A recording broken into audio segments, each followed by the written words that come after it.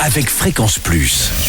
Surprenez votre famille et vos amis grâce au grand chef de Bourgogne-Franche-Comté. Cette semaine, je suis toujours à Mont-sous-Vaudrey dans le Jura, où vous nous écoutez aussi sur l'appli Fréquence Plus et le site web fréquenceplus.radio. Toujours en compagnie du chef Ghislain Passarelli dans les cuisines du restaurant Les Épicuriens. Bonjour chef. Bonjour Charlie. Alors aujourd'hui, première recette d'un plat avec le paleron de bœuf braisé. Ça sent l'automne dans pas longtemps là. Exactement. Bon, alors...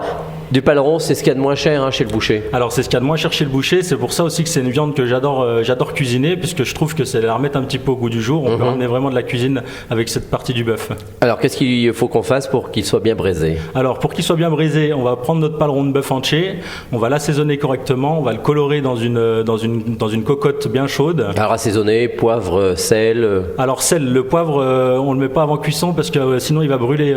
On me dit toujours ça et j'oublie toujours de mettre moi. Bon, très bien. Alors du coup, donc on va le colorer correctement. On va mettre une petite garniture aromatique une fois qu'il est coloré. On va sager un petit peu ce qui va venir lier notre sauce après la cuisson. Là, on couvre notre cocotte et on va l'oublier au four. Donc on met vin rouge et eau, on mouille à hauteur et on va l'oublier au four. Vin rouge du Jura, vin rouge de Bourgogne, n'importe. Exactement ce qu'on a sous la main entre guillemets. D'accord. Mais c'est vrai que si c'est du coin, un fond de bouteille qui reste, en général, ça sert. Tout à fait.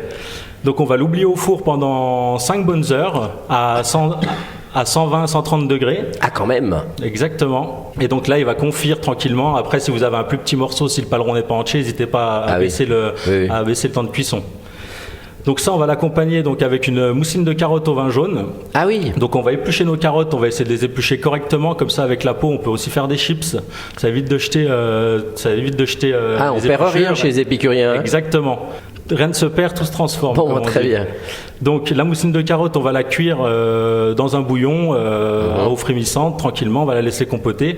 Une fois qu'elles sont cuites correctement, on les mixe avec un petit peu de beurre pour l'onctuosité, pour la gourmandise. On rajoute une petite lichette de vin jaune et puis ça va ramener cette gourmandise qui est bien de chez nous. D'accord, et pour les chips, on fait comment? Alors pour les chips, du coup, on récupère nos pots, on met la friteuse à 140, pas plus fort, sinon elle risque de noircir. Ah oui. Donc on laisse à 140 degrés cuire 5-6 minutes. On va voir quand la chips est cuite, il n'y a plus de frémissement dans la friteuse. Donc c'est là qu'on voit qu'il n'y a plus de bulles autour de la peau.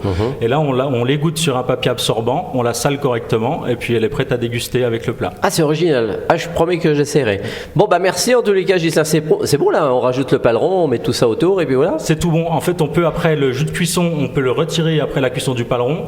On le fait réduire correctement et ça nous fait notre petite sauce pour accompagner ce plat d'automne. Eh bien très bien, ou presque, on est encore un petit peu en été. Merci Ghislain, ici du côté des Épicuriens, Mont-sous-Vaudrey. Prochaine recette, on partira sur un filet de truite au beurre d'agrumes. Et d'ici là, chouchoutez vos papilles. Chaque semaine, découvrez les meilleures recettes des grands chefs de Bourgogne-Franche-Comté. Du lundi au vendredi, à 5h30, 11h30 et 19h30, chouchoutez vos papilles. Fréquence Plus.